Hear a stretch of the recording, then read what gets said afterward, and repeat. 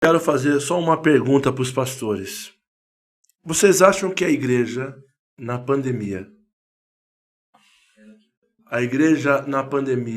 agora que temos, né, ainda estamos em pandemia, mas vocês acreditam que a igreja, ela perdeu um pouco a sua essência nessa pandemia? Essência. Vocês acham que a igreja poderia ter feito muito mais do que fez na pandemia? Eu acredito que sim, poderia ter feito muito mais. Inclusive, nós tivemos o testemunho do pastor Alexandre semana passada, né? O pastor Alexandre, para você ver que as pessoas, elas estão, muitas vezes elas têm uma visão errada da igreja.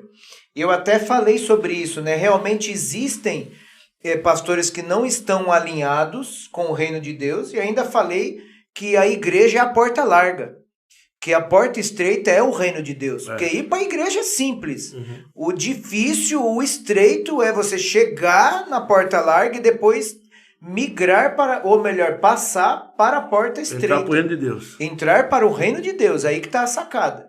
E o pastor Alexandre, ele até deu o depoimento dele, que ele recebeu uma oferta alta, muito alta, e esse dinheiro que entrou, ele sustentou as famílias na pandemia.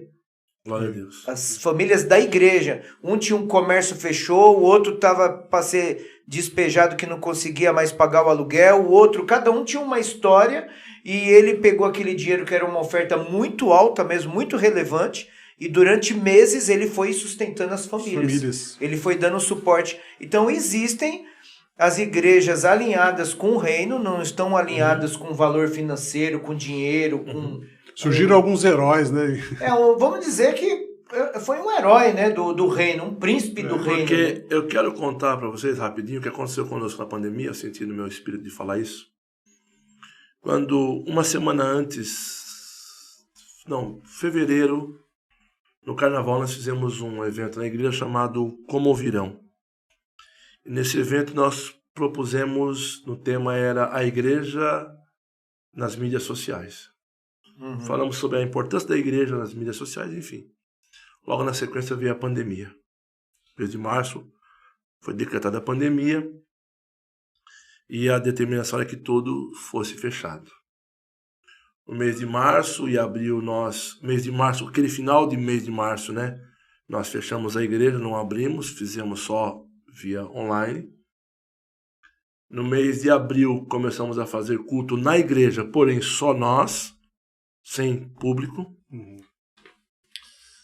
E acontece que nós tivemos um problema com o proprietário no imóvel onde estávamos. E Deus disse para a gente, procure um novo lugar. E nós saímos procurar um novo salão.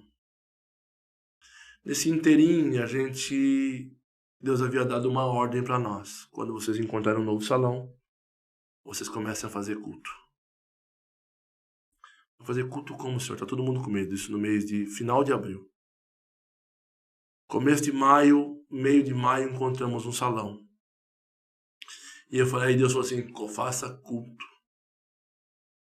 E eu fui para o monte 7 dias. Fiz um jejum e fui para o monte 7 dias. E Deus falou assim, eu quero que você abra a igreja e faça culto. Mas como eu vou fazer culto se está todo mundo com medo, Senhor? Eu só vou fazer culto se o Senhor me der um decreto profético. Aí eu vou fazer culto. Aí Deus me deu um decreto profético. Atos 27 e 22. Naufrágio de Paulo, no caminho para Roma, antes de chegar na ilha de Malta, ele sofre um naufrágio. E a Bíblia diz que ele diz assim, o anjo do Senhor, a quem eu sirvo, apareceu para mim e disse, dos que estão com você, nenhuma alma se perderá. Então esse foi o decreto que Deus nos deu.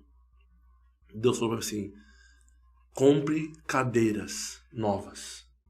Tire as cadeiras velhas da igreja. Irmão, nós estamos no começo de pandemia.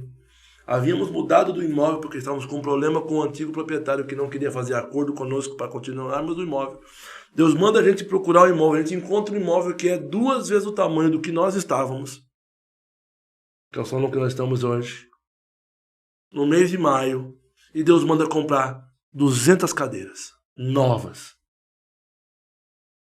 Eu comprei 200 cadeiras, reformando, fizemos só o púlpito, né, filho? Pintamos, fizemos um púlpito novo, fizemos um púlpito, e subi no púlpito e falei, gente, Deus me deu um decreto, o decreto é esse aqui.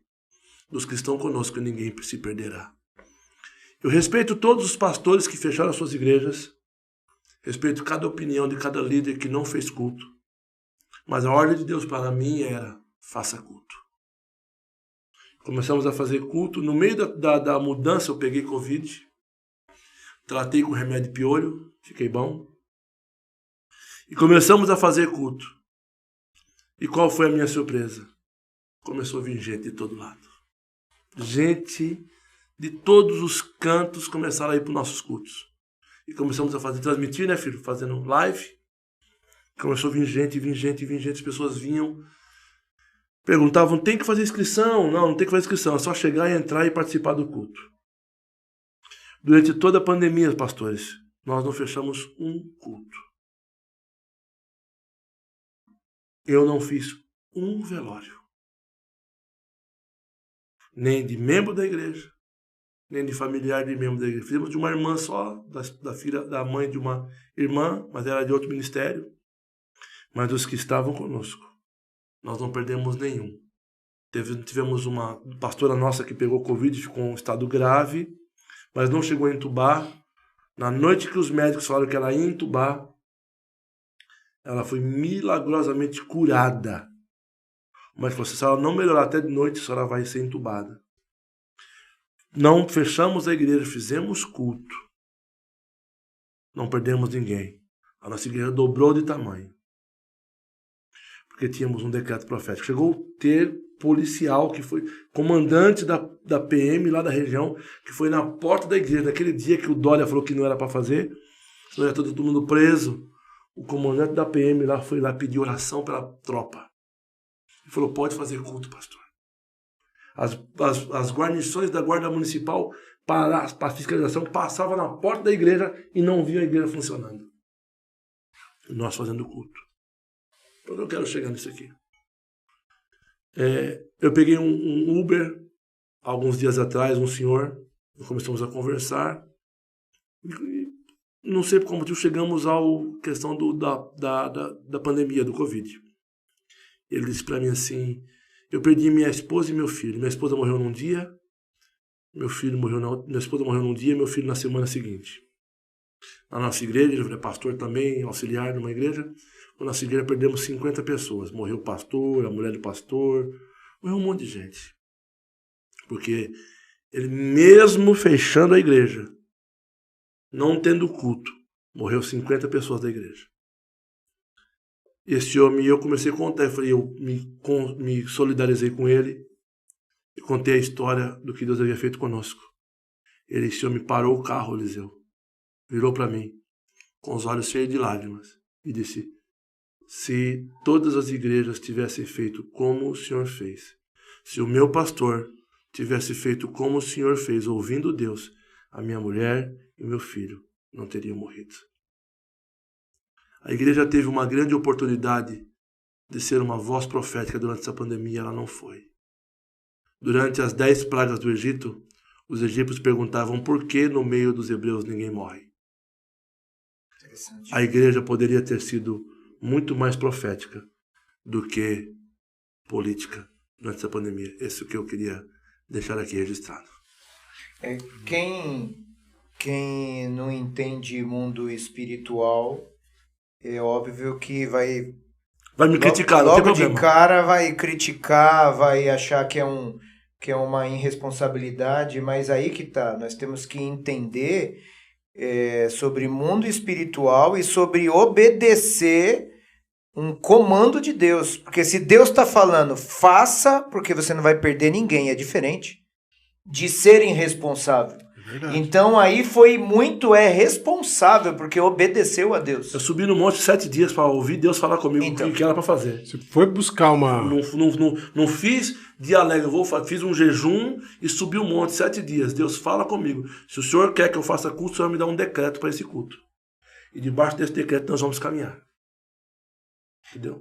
Aí, essa é a igreja atuante, é onde nós vamos encerrar o nosso hashtag 17 com essa reflexão que a igreja do avivamento, o pastor Eliseu está sedento ali por avivamento, falando noite e dia de avivamento ali, ele está assim na presença de Deus, assim, vai acontecer. Receber esse avivamento de qualquer jeito, e ele está buscando para isso.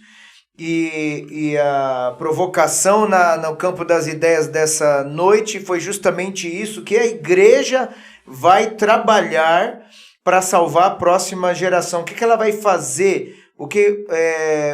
Por onde ela vai trilhar para ela poder blindar, cobrir, salvar a próxima geração, né? Para que a próxima geração possa cumprir o seu propósito, porque Deus tem um propósito para a próxima geração. Sim, com certeza. Então tá aí, buscar esse avivamento no jejum, na oração, obediência, ouvir a voz do Senhor, a nossa moçada, os nossos jovens estarem conectados com Deus, né?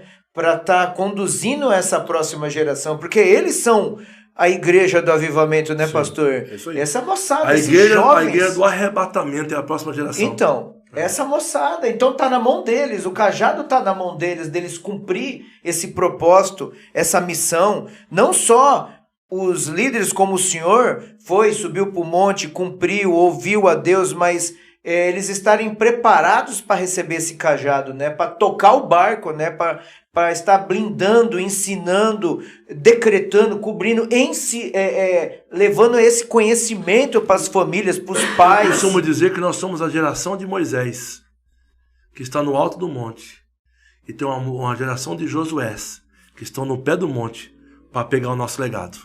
Pois é, olha só, que tremendo.